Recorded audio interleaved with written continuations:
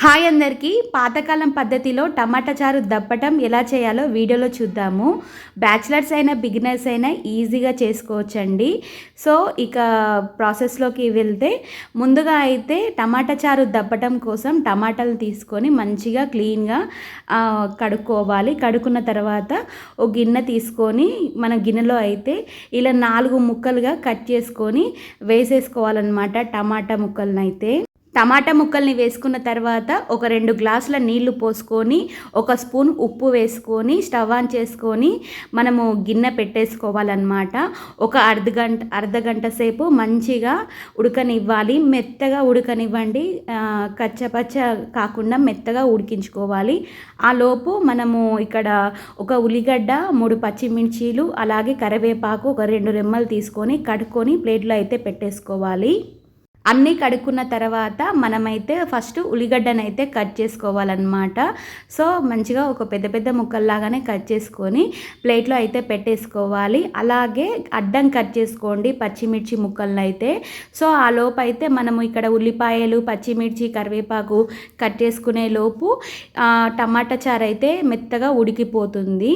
So మీరు కూడా try చేయండి, చాలా బాగుంటుంది. ఈ ప్రాసెస్లో ట్రై చేయండి. ఇక పచ్చిమిర్చి, కరివేపాకు, ఉల్లిగడ్డనైతే కట్ చేసుకున్నాం కదా. సో తర్వాత అయితే ఆ లోపు టమాటా చారు అయితే ఉడికిపోయింది. సో టమాటా చారు అయితే దింపుకొని చల్లార్చుకోవాలి. ఒక 15 నిమిషాల పాటు చల్లార్చుకుంటే మంచిగా చల్లారిపోతాయి. సో ఇక తర్వాత మనమైతే టమాటా చారు దప్పటం కోసం అయితే బియ్యపిండిని అయితే తీసుకోవాలి. ఇక్కడ 2-3 స్పూన్లు అయితే సరిపోతుంది. ఒక కప్పెడైతే పక్కకైతే పెట్టేసుకోవాలి.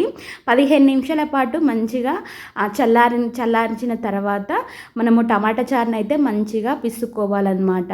టమాటా చారు ఎప్పుడైనా చిక్కగా పిసుకోవాలి. ఎక్కువ నీళ్లు పోసుకుంటే అస్సలు టేస్టీగా ఉండదు చారు అయితే.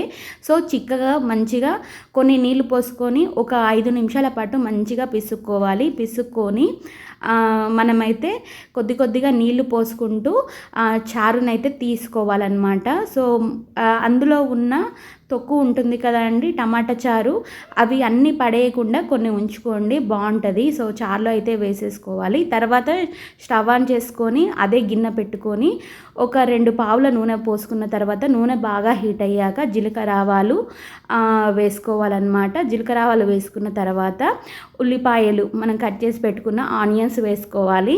ఆనియన్స్ వేసుకున్న తర్వాత పచ్చిమిర్చి వేసుకోవాలి. కట్ చేసి పెట్టుకున్న పచ్చిమిర్చి వేసుకొని బాగా కలుపుకొని ఒక 2 నిమిషాల పాటు మగ్గనివ్వండి. ఉల్లిగడ్డ బాగా మగ్గిన తర్వాత ఒక స్పూన్ అల్లం వెల్లుల్లిగడ్డ వేసుకొని మంచిగా ఫ్రై చేసుకోండి.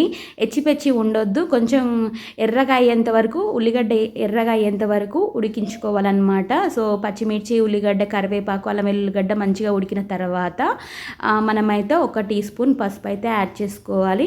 యాడ్ చేసుకున్న తర్వాత మనము టమాటా చారుని అయితే పిసుకున్నాం కదా. సో టమాటా చారుని అయితే పోసుకొని మంచిగా కలుపుకోవాలన్నమాట. టమాటా చారుని అయితే పోసుకున్నాం కదా. సో కారం అయితే ఏం అవసరం లేదండి. సో మనమైతే పచ్చిమిర్చి యాడ్ చేసాం కదా.